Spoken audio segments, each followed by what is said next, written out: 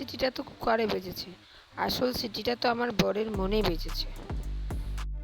এই নাও খাসির মাংস, আজকে একটু ভালো করে খাসির মাংস করো না। এই গরমে আবার খাসির মাংস? চলো করাই যাক তোমার আবদার। তোমরাও কি আমার মতো চটজলদি খাসির মাংস বানাতে চাও? তাহলে কড়াই, কুচি করা পেঁয়াজ, আদা রসুন পেস্ট, লঙ্কা গুঁড়ো, ধনে জিরে গুঁড়ো, হলুদ গুঁড়ো, নুন আর কাঁচা সর্ষের তেল দিয়ে কুকারে জল দিয়ে, এবার তোমাদের যতটা মাংসটা সেদ্ধ যতক্ষণ না হচ্ছে তত কটা সিটি, তারপর একটু ম্যাজিক করে পেঁয়াজ কেটে নিলাম। তুমি আবার ম্যাজিক করে পেঁয়াজ কাটতে পারো নাকি? আমি ম্যাজিক করে কিন্তু অনেক কিছুই করতে পারি, দেখতে চাইলে তোমাকে দেখাতে পারি। ছাড়ো, বাদ দাও তোমার কথা। কড়াই সর্ষের তেল দিলাম, তার মধ্যে হলুদ গুঁড়ো, নুন দিলাম, দিয়ে কেটে রাখা আলুগুলো ভাজার জন্য দিয়ে দিলাম। খাসির মাংসটা আলু না হলে না ঠিকঠাক জমে না মাংসটা।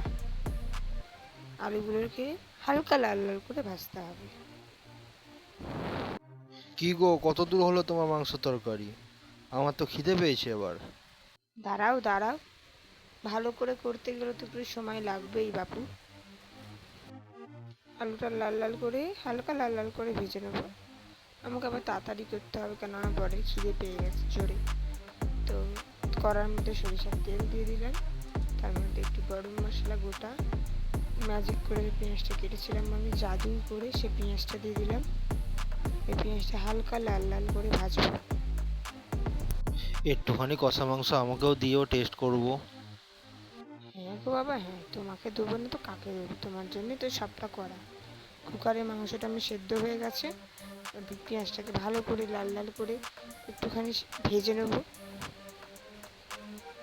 তার মধ্যে কুকারে সেদ্ধ করা মাংসটা কড়াই ছেড়ে দিলাম, দিয়ে ওটাকে ভালো করে ফুটাতে হবে।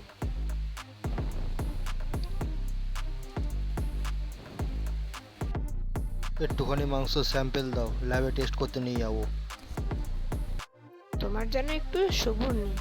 উফ, বাপরে বাপ। মাংসটা ফুটে যাওয়ার পরে ভেজে রাখা আলুগুলো মাংসের মধ্যে দিয়ে দেবো, দিয়ে ভালো করে আলুগুলো ছড়িয়ে নেবো। এই মাংসটা সামান্য যতটা জলের দরকার ততটাই দিতে হবে, দিয়ে মাংসটাকে ঢেকে দেবো।